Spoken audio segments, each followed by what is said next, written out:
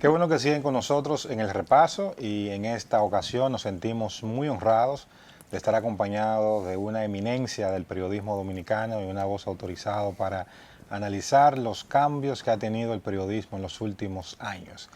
Estamos, Maxi y amigos televidentes, acompañados de don Percio Maldonado, periodista, presidente de la Sociedad Dominicana de Diarios y un hombre con quien se puede hablar mucho acerca de periodismo y libertad de expresión. Así que bienvenido al repaso. Bueno, gracias a ustedes, encantadísimo de compartir con ustedes este diálogo. Ese don le queda bien, porque no a todo el mundo le queda bien el don, pero a usted le va muy bien. Gracias, don Percio. Gracias, muy amable. Don Percio, llegó desde hace ya un tiempo, hemos estado viendo la inteligencia artificial cómo ha estado impactando el trabajo periodístico, no solamente en la República Dominicana, sino es una tendencia global. Y son realidades que tenemos que ir analizando porque es algo que ha llegado para quedarse. Es algo que cuando tan pronto uno se dio cuenta si venía, ya estaba. Sí. Entonces, hay muchos desafíos que tenemos como periodistas alrededor de estos. Y con usted nos gustaría comenzar a ver cómo uno va deshilachando esta realidad. Lo primero es, encontró, mejor dicho, la inteligencia artificial preparada a las redacciones y a los periodistas para el cambio que se avecina y que impuso esta nueva realidad. Bueno, este es un tema impactante. Sí. Y yo creo que siempre me gusta decir que el 2020 fue un año de inflexión, porque nos enseñó dos cosas para mí importantes. Primero, que para pasar de un siglo a otro ahora no hay que esperar 100 años. Sí. Y segundo, que teníamos un recurso disponible parcialmente utilizado, que era la tecnología. Sí. Porque obviamente la pandemia no trajo la tecnología, lo que trajo fue tal vez el empujón para darnos cuenta que podíamos hacer montones de cosas. La primera cosa que dejamos de hacer fue mucha gente ir al banco y darse cuenta que que podía hacer transferencias, pagan por transferencia, o te pago por transferencia. Y bueno, y yo creo que lo fuimos incorporando. Tal vez mi observación es que en la medida que nos fuimos recuperando, fuimos abandonando muchas de las cosas que hacíamos por internet y no hemos seguido intensificando. Y hay que seguirla intensificando. Okay. Yo creo que la inteligencia artificial no encontró a nadie preparado para su uso. Porque yo creo que la tecnología, como toda ciencia, en la medida que va avanzando, siempre es más fácil dar un salto más allá que el que tiene. Es decir, a partir de lo que tú tienes, es posible que nuevos investigadores lleguen más lejos, mucho más rápido que lo que iniciaron. Y yo creo que en términos tecnológicos eso es así. Una vez con lo que se tiene, es posible hacerlo. Por eso, los médicos, los laboratorios, la investigación, encontró una respuesta para la pandemia en tan corto tiempo. Pero era montado sobre las investigaciones que ya el mundo tenía, que la ciencia conocía en ese momento, y con la premura y con la urgencia y con el nivel de inversión que hicieron incluso los grandes estados en búsqueda de una solución, esa solución apareció. Y yo creo que la tecnología sigue más o menos ese mismo esquema en términos de inversión, de búsqueda. Yo creo que las redacciones de los medios se han tenido que preparar para eso. Sí o sí. Algunas, incluso algunas no han tenido ni siquiera tiempo de asimilar bien el proceso y por tanto tampoco se han podido incorporar. Ninguno de los medios estaban preparados a nivel planetario para responder a la realidad de la pandemia. Es decir, el hecho que de pronto te decían, bueno, este programa no pueden salir, ustedes no pueden venir los tres juntos aquí. Tú quédate en tu casa, tú en la tuya, y el técnico está en su casa y él va a aprender el asunto y desde tu casa tú vas a hablar. Sí. Para eso nadie estaba preparado. Eso tuvimos que armarlo sobre la marcha, en la medida en que nos dimos cuenta que si nos juntábamos los tres, a lo mejor podíamos quedarnos contaminados. Y cuando tú vienes a ver, uno de los tres podía morir y hasta los tres podíamos morir. Sí. Entonces yo creo que esa intensidad en la enseñanza se vivió de manera planetaria. Para mí, la primera experiencia planetaria que todos los ciudadanos, pobres y ricos, negros y blancos, amarillos y pintos, vivimos al mismo tiempo.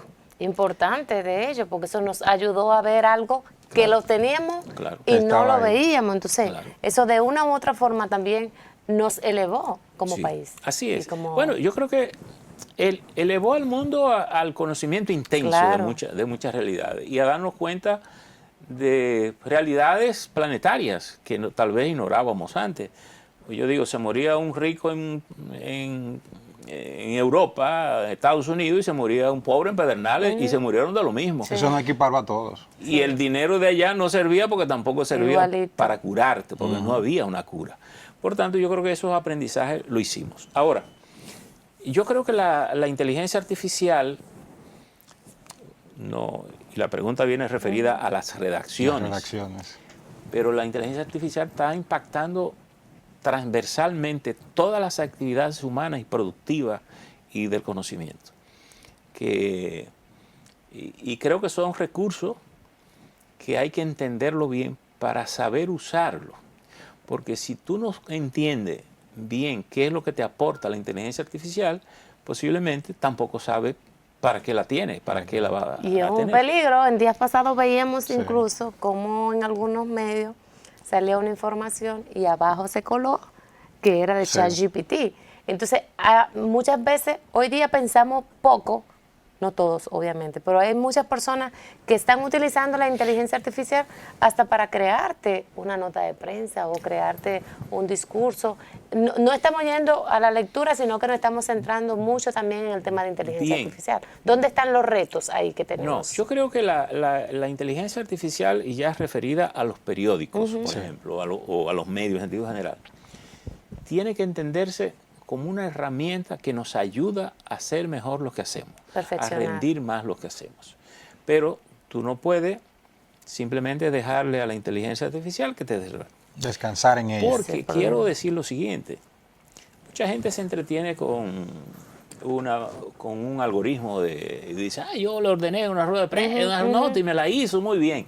Bien, pero esas son las cosas para entretenernos. Es decir, cuando ya tú la vas a usar en términos de integrar, de decir, bueno, yo quiero que la inteligencia artificial me grabe este programa, me tire cosas, o del programa saque tal cosa y me haga, ya implica, porque la inteligencia artificial no viene del cielo, no viene de la nada, es el producto de la inteligencia humana. Es alguien que con más inteligencia que yo, o con menos, hizo un algoritmo, y ese algoritmo, él le ordena, él le incluye una serie de cosas.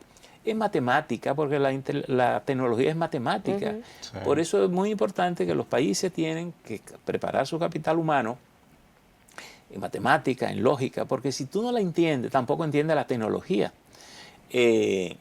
Fíjate que el padre de la inteligencia artificial es Alan Turing, que es un matemático inglés, que es el primero que diseña una tabla numérica programable.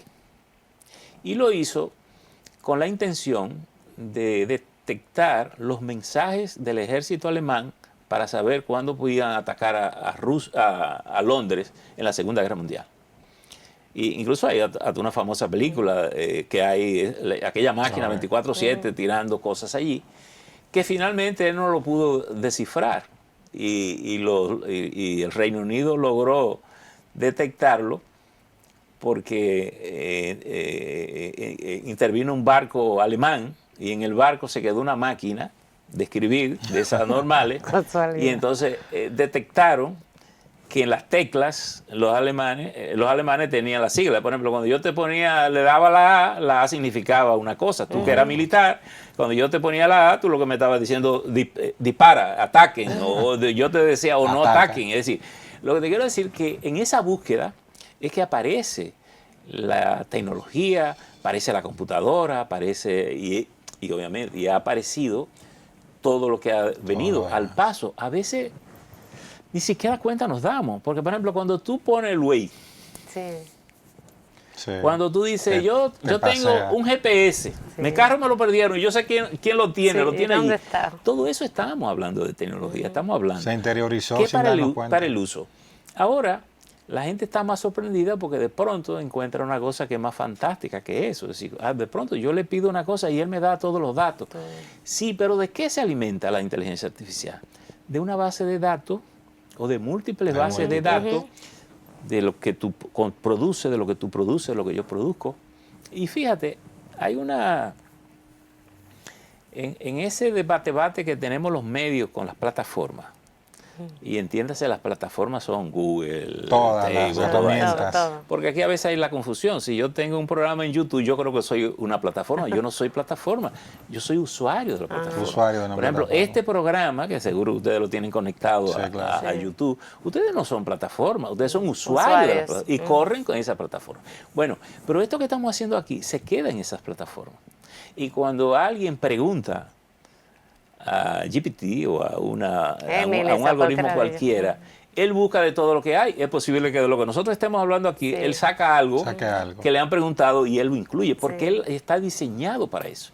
Por eso los algoritmos tienen hasta los prejuicios que tú tienes como persona. Si tú tienes problemas raciales, si tienes problemas religiosos, si tienes problemas digamos, de xenofobia sexual, lo que tú quieras. Tú le metes eso a tu algoritmo y tu algoritmo va a reflejar de alguna manera eso. Por eso hay algoritmos, si tú quieres redactar una nota de prensa, hay un algoritmo para eso, que te las hace mejor que otras. Si tú quieres decirle, mira, yo quiero desarrollar un plan para desarrollar mi programa, él te hace un plan, porque hay un algoritmo para planificar, crear ese tipo de cosas. O tú dices, yo quiero hacer unos cálculos matemáticos de tal cosa, hay un algoritmo para eso y te da resultados distintos. Hasta psicólogo. No quiere decir que un algoritmo que tal vez no está propiamente de eso no te pueda dar algo, pero no te da exactamente lo que tú estás buscando. Por eso, lo primero que tú tienes que comprender es cómo tú le preguntas ¿qué tú estás buscando? Al algoritmo lo que tú estás buscando, para que él te pueda dar una respuesta lo más cercana a lo que tú procuras. Por tanto, yo creo que hay que generar una cultura para eso. Por eso he dicho que ya, bueno, nosotros venimos trabajando los periódicos, sobre todo, venimos trabajando con Google hace mucho, a través de la SIP, de la Sociedad Interamericana de Prensa, no solo los diarios nacionales, sino todos los diarios de América, que somos parte de Israel. Y hacemos de manera virtual muchas mentorías a nivel colectivo. Y normalmente Google lo que hace es que separa a los medios más avanzados, los que estén más avanzados, y da mentorías personalizadas. Es decir, si lo hace conmigo, nada más está enfocado en esas personal necesidades del Nuevo Diario, por ejemplo. Si lo hace con el listín, lo hace ahí, o lo hace con el Diario Libre, con el medio que pueda mostrar, que ellos noten que tienes más avance en el orden tecnológico. Entonces, todas esas cosas se hacen para que se comprenda cómo funciona la estructura digital. Porque ya no hay medios convencionales. No. Todos están en la misma carretera de información. Yo soy un periódico múltiples. Yo tengo la primera cuenta certificada abierta de un periódico en la República Dominicana, la tiene el Nuevo Diario, en Instagram, por ejemplo. ¿En qué año fue? Como en 2012, 13, por ahí. 2013. La primera, incluso ellos nos mandaron la certificación y nosotros pedimos, ellos nos la mandaron. Y ahí fue que nosotros incluso descubrimos que éramos los primeros. Lo que te quiero decir es que tú has tenido que evolucionar. Y tú hacías ahorita una pregunta. ¿Estaban los medios preparados de inteligencia artificial? No, pero para la pandemia, los periódicos que estábamos más involucrados en la tecnología, pudimos hacer más fácil ese trasiego de decir, tú te quedas en casa y tú no vengas hoy a tu rueda de prensa de manera virtual. ¿Correcto? Pero también hay un aspecto que sería bueno que nosotros lo abordásemos de algún modo, y es la parte ética. Porque cuando hay un algoritmo que te puede crear cualquier cosa, que te puede poner, qué sé yo, al presidente Trump de repente abrazándose con el nuevo ayatollah. Y tú tienes que ser muy ducho para saber que esa foto es falsa. O el Papa con un menor en un acto sexual. Pero puede ser en una campaña electoral a un candidato, a cualquier cosa. Su cara, su voz, parte de su equipo. Entonces, Yo creo que también hay una oportunidad para que los medios vuelvan como que a su origen esencial. Es como que de repente, en la medida que vamos avanzando, volvemos al inicio, porque se necesita al final la credibilidad que las múltiples plataformas y usuarios de plataformas no siempre tienen. Y cuando hay algo como que muy estrambótico, al final uno va a lo tradicional a ver si es verdad o no es así. Sí. Bueno, en todo en la vida hay un sentido ético. Sí. Y el sentido ético no es más que la responsabilidad que tú agregas a tu trabajo, el que tú haces. Como toda cosa nueva, y por eso a veces las cosas nuevas son difíciles regularlas, Sí. porque están en evolución. Hay una discusión, por ejemplo, cuando tú haces una nota de inteligencia artificial, hay dos tendencias. Una que dice, bueno, lo lógico es que si tú la haces con inteligencia artificial, tú le hagas saber al que lo lee que es el producto de una inteligencia artificial. Sí, que hay un 10% de IA, por ejemplo. Que hay un 10% de IA. 20%. Por eso que yo decía, esta es una herramienta para ayudarte a ser mejor. Si tú le pides a GPT que te haga una carta para mandármela a mí, no te confíes en el 100% en ella, porque posiblemente en el segundo párrafo tú me estás insultando Sí. sin saberlo y firmarte, y tú lo que me estás a lo mejor mandando una carta De felicitación. de agradecimiento, felicitación, porque ella se equivoca. Por Claro. tanto, tú tienes que Sí. decir, bueno, ¿qué le digo a Percio para estoy muy agradecido? Y GPT te da una idea, a veces si no tiene la inspiración. Ah, pero mira, me gusta. Pero esto que está aquí, oye, pero aquí esto no, Sí, borra eso porque eso no es lo que va. Entonces tú completas tu idea. Entonces las redacciones son así. Pero hay ese tema. Ahora, ¿qué pasa? Con la parte ética, yo tengo esa ética si yo quiero preservar mi credibilidad. Pero ¿qué pasa con la tecnología? La tecnología también ha abierto un campo para las informaciones falsas. Ujú. Pero yo lo estoy haciendo consciente de que es una información falsa, porque incluso se paga por eso ya. Ok. Por tanto, yo no estoy haciendo noticias buenas, yo estoy haciendo falsas, yo te estoy desacreditando, por ejemplo. Yo estoy haciendo un trabajo para desmontarte de una posición y llevarte al terreno en que yo quiero. Y por eso hay empresas que se ocupan de manera consciente de montar eso, Claro. de hacer campaña contra eso. Y fíjate, y eso ha salido muy claro a relucir. Ujú. Con la pandemia, el primer estudio que se hizo con la pandemia a nivel planetario sobre el tema de la noticia y la credibilidad, la mayoría de las plataformas perdieron audiencia. Y la gente decía, ¿por qué? La gente estaba agobiada de malas noticias. Sí. Y decía, bueno, yo no quiero más noticias porque me angustia, me desaparezco. O así. ¿Quién creció? TikTok. Fue el punto de explosión del TikTok. Diversión. Porque TikTok se videos dedicaba, bueno, cortos. te ponía a cantar Sí. y yo decía, pero qué bien canta esta muchacha, o tú haciendo chistes, o haciendo una cosa, haciéndole una maldad a él, y él se cayó, se fue de bruces. La gente se fue entusiasmando por eso, pero TikTok creció porque la gente buscaba una distracción Claro. para sobrevivirle al problema. Ahora, yo creo que hemos pasado a una segunda fase que se refleja en el último informe de Reuters, que fue publicado el año pasado en julio 22, que anda más o menos con el 60, en promedio 64, 65%, en que el lector te dice, bueno, a nivel mundial, yo no tengo certeza de si lo que yo estoy recibiendo aquí es verdad o es mentira. Ya yo no puedo, yo no estoy ni siquiera en capacidad de decir si eso es falso o es mentira. Sino, tú me dices, yo la verdad que no lo sé. Yo lo veo aquí, pero no sé si es verdad. Entonces, ¿qué ha pasado? Que los medios acreditados se han fortalecido. Se fortalece.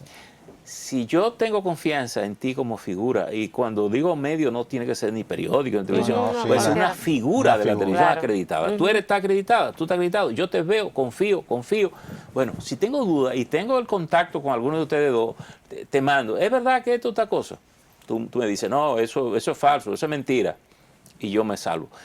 Pero es posible que yo no tenga tampoco ningún interés de verificar o no. Me pareció interesante la noticia, soy amigo de él, estoy en un grupo y yo se lo reenvío a él. Sí.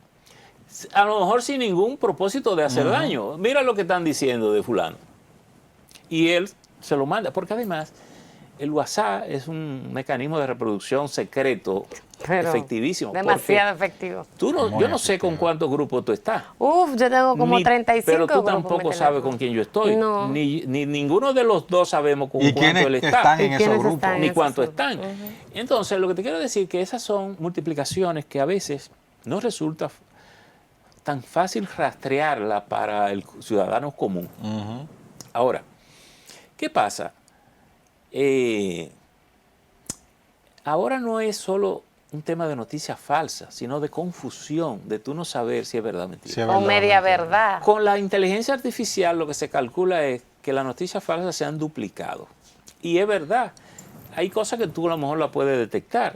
Tú ves una cosa y le puedes poner a la inteligencia artificial, esto pasó con esta cosa, y a lo mejor él te dice algo que te permite determinar si la información es cierta o no, o el margen de verdad o mentira que tenga la información. Pero ¿qué pasa?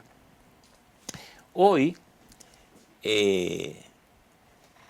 tú sigues encontrando que los medios, los llamados medios establecidos, llamémosle, porque tú puedes ser un medio digital bien acreditado, Bien acreditado, sí. porque las figuras es confiable, el medio es confiable. Por tanto, aquí a veces se genera una discusión falsa también, en que si es que el medio tradicional está en contra del medio digital. claro Esa que no es la discusión. no. La discusión es Es la- qué tanto crédito tú tienes como medio digital o como medio impreso, como medio televisivo, porque hay muchos periódicos que no tienen No tienen. credibilidad, que tú no Ninguna. confías. Hay muchos canales de televisión que tú ves un programa y tú tampoco confías. Entonces no se trata de esa discusión, se trata de la capacidad que tenga el medio para divulgar informaciones que sean útiles a la gente y que la gente entienda que lo que tú estás diciendo es verdad, que lo que tú estás diciendo es verdad, que tú no estás manipulando una información para hacerme creer lo que realmente no es. Entonces yo creo que esos son los desafíos que tenemos hoy con la tecnología en sentido general. Obviamente, la inteligencia artificial, probablemente la mayoría de las redacciones no la están usando porque ni siquiera saben para qué usarla. ¿Para qué? Es tanto lo que da que ni siquiera saben para qué ¿Por usar. dónde comenzar? ¿Por dónde comenzar? Entonces, por eso que es importante, y yo pienso, y ahorita comencé a decirle que una de las cosas que creo es que ya esto tiene que ser parte de la formación integral de las universidades en el personal preparado para el periodismo. Pero además, tiene que ser parte integral de la formación educativa integral de los estudiantes dominicanos. Es decir, la matemática no puede ser una materia de cuco. El cuco del sistema Y educativo. fíjate que el mundo periodístico tiene un problema, que no le gusta la matemática. Pero si tú no entiendes la matemática, posiblemente tampoco entiendes la política. Porque la matemática es economía, es número. Y la economía que es número, a veces más psicológica que numérica. Porque al final, ¿qué es la economía? Tú comprando, Claro. tú vendiendo, Sí. yo invirtiendo. Es decir, la economía la hacen los ciudadanos, Las personas. los grupos, las empresas. Si hay desconfianza, y por eso los factores de confianza siempre son muy útiles para la política, para la economía, para la decisión del voto. Cuando tú vas a votar, por ejemplo, ¿qué tú necesitas? Confiar Confianza. en el discurso. ¿Por qué yo, si tú eres candidato y yo quiero contraponerte, hago una campaña a lo mejor o falsa o desacreditadora porque yo te quiero quitar puntos, porque ella está huyendo y ella no a lo mejor cree parte o lo cree lo asume. todo lo que yo digo y a lo mejor es mentira. Sí. Pero cuando ella viene a descubrir que es mentira, ya votó y posiblemente no te votó Pasó el día de la elección. porque se creyó. Entonces hay un daño inmediato que se hace. Y por eso la educación dominicana tiene que integrar todos estos factores, porque además viene otro aspecto aquí importante. El gobierno ha anunciado dos cosas importantes en los últimos días. Una es un puerto digital de Google, Sí. Google para conectarse, sobre todo fortalecer ese vínculo con Estados Unidos y con el resto de América, lo que es importante para el país. además de la inversión que implica 500 millones de dólares, 600 millones de dólares. Y además, si tú tienes un puerto de esa magnitud, se supone que todo el la exponencial desarrollo va a estar aquí. Claro. Y ahí el gobierno además ha anunciado la posibilidad de una base satelital aquí en Oviedo, Pedernales. Lo que quiere decir que tú vas a lanzar satélite. Y la gente ve eso, un satélite, pero el satélite es para que para dispararle a alguien en la luna. Sí. No, el satélite es militar, es conexión de internet, es seguridad, es economía. Porque cuando yo subo un satélite que tiene que ver con mi economía, yo lo que estoy haciendo es unas conexiones económicas ahí, estoy creando, es más, ya tú tienes que considerar hasta el turismo espacial, que es parte de tu negocio. Ahora, ¿qué yo digo? Bueno, todo eso es bueno que venga, pero ya tú como país tienes que plantearte no solo ser usuario de la tecnología, sino ser parte del desarrollo tecnológico planetario. Desarrollador. Ya el muchacho mío que va a la universidad no va a entender cómo se maneja un programa, él va a diseñar software. Pero hay que trabajar para que eso se dé, no mandarlo a estudiar economía, mandarlo a estudiar pedagogía, mandarlo a estudiar contabilidad, que es lo que hacemos. Él puede estudiar de todo, pero un contador hoy tiene que dominar la tecnología, porque posiblemente tú como contadora, tú no has dejado de ser importante. Lo que es importante es que tú, en tus análisis numéricos, tú me puedes decir, mire, señor, pero aquí hay un tema. Sí, señor. Fíjate que la contabilidad moderna, hoy, un buen auditor, cuando te entrega el informe económico y te dice la economía creció tanto, un tanto por ciento, ¿no? Hay una parte que es clave. ¿Cuál es tu actividad económica? ¿Qué sé yo? Tú vendes bienes raíces, tú haces exportaciones, tú usas energía, lo que tú quieras. Él te tiene que decir, el auditor, su negocio tiene estos riesgos hacia adelante, hacia futuro. En 3 años, aquí puede pasar tal cosa, se va a desplomar el precio, se va a hacer eso. Pero también él te tiene que identificar oportunidades que tú tienes con tu negocio para que tú te prepares. Por tanto, cuando tú me presentas la contabilidad, tú no solo me presentas, mire, vendimos tanto, compramos tanto, hay que comprar la DGI y usted se ganó tanto. Sí. Y los accionistas van a distribuirnos. Ya tú puedes, con inteligencia artificial, cuando tú procesas esos datos bien procesados, yo tengo una serie de informaciones que humanamente posiblemente tú no me puedes dar. No, claro. Que lo extraemos. Que están en el dato, pero que están en el dato, pero hay que segregarlo de ahí. Sí. Proyectarlo. Y él te va a decir, de pronto, qué sé yo, quiere que lo pongamos más práctico. Ustedes vieron el juego de Venezuela con República Dominicana. Claro. ¿Cuánto ganamos? 7 a 5. A 5. Muy bien. ¿Qué lectura tú puedes sacar del equipo dominicano? Sus 7 carreras tuvieron relacionado con cuadrangulares. Los 5 cuadrangulares fueron los que generaron las carreras. Eso es bueno. Tú dices, contento, todo el mundo feliz. El equipo poderoso, muy bien. Pero ahí hay un problema. El equipo no está produciendo carrera en las pequeñas jugadas, en las cosas, en los toques, que tú robándose una base. Y que tú negocias tu base por bola. Llegué a primera, yo me sacrifiqué, toqué, volví. Es decir, eso un equipo lo tiene que considerar porque tiene que ser parte de su estrategia de ganar partidos, porque no siempre los cuadrangulares son excepcionales. Son excepciones, sí. Ahora, el hit o el sacrificio, no siempre tú tienes que dar un hit. Yo te digo, tócame la pelota. Claro. Toca para que la base se mueva. Un fly de sacrificio. Porque yo necesito que este hombre de primera llegue a segunda, o el de segunda pase a tercera. Es lo que llaman una jugada de sacrificio, pero tú estás aportando a que ganemos la posibilidad. Otra vez te digo, tira para atrás. Dale a la pelota, tírala para arriba. Hasta donde llegue. Búscala hasta donde llegue. Si se va al cuadrángulo muy bien. Te lo atraparon allá en el lefi. Perfecto, pero el de tercera bajó en pis y corre.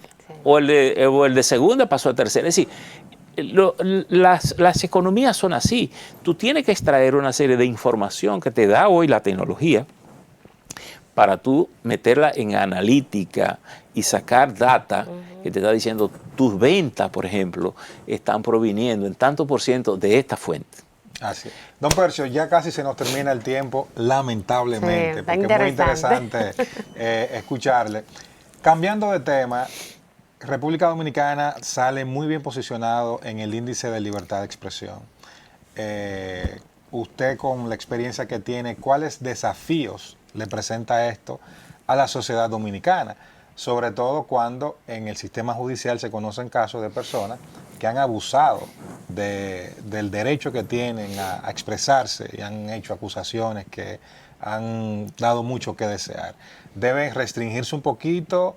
¿Debe haber más controles para que ese tipo de cosas no pasen? ¿O qué hacer?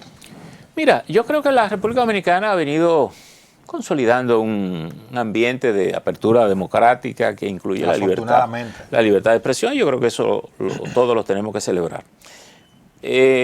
Pienso que, bueno, incluso hay que admitir que mucha gente se excede de boca diciendo cosas, pero en materia de libertad de expresión no hay manera de tú poderle poner control a nadie en la boca.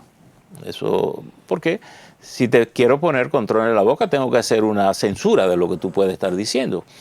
Y una censura previa no cabe dentro de un ambiente democrático. Lo que tú tienes son consecuencias de las cosas que tú dices. Es decir, tú puedes decir todo lo que tú quieras aquí. Yo puedo decir todo lo que yo quiera aquí ahora. Ahora, yo sé que si ofendí a alguien, porque así como yo tengo el derecho a la libre expresión, cada persona tiene el derecho a su integridad, a su honor, a su respeto. Y todas esas cosas están en la Constitución como derechos fundamentales y ningún derecho vale más que el otro.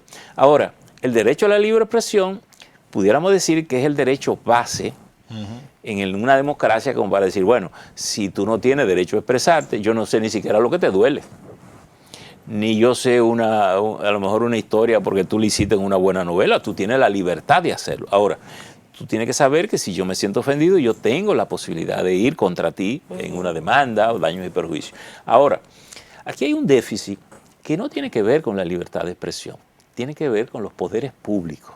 Es decir, ¿qué tan efectivo es el Poder Judicial cuando yo voy y le digo, mira, Israel me ha ofendido, me ha dicho esto, y el tribunal puede decir, bueno, perfecto, tienes razón, no tienes razón, él tiene que retractarse, tiene que hacer esto, tiene que hacer una consecuencia. Entonces, yo creo que esos son desafíos. Y tenemos algunos desafíos que están fuera de nuestra frontera, que tiene que ver con la tecnología. Las redes. Las plataformas están pagando por vulgaridades, están premiando la vulgaridad, sí. Están premiando. Entonces, hay gente, y yo conozco casos que hay gente que te dice, bueno, tú me demandaste, está bien, y ahora que yo voy a decir cosas de él, porque yo gano más dinero claro, hablando, diciendo cosas tuyas que puedan darme like y yo recibir paga por eso, que lo que me puede imponer un tribunal para yo compensar. Prefiero pagarte. claro. Sí. Pero es parte de mi actividad. Entonces, yo creo que esas son situaciones que se pueden establecer, regular. No hay aquí, y yo diría que la misma política le tiene miedo a poner el tema sobre la mesa, pero yo pienso que ninguna persona merece ser desconsiderada.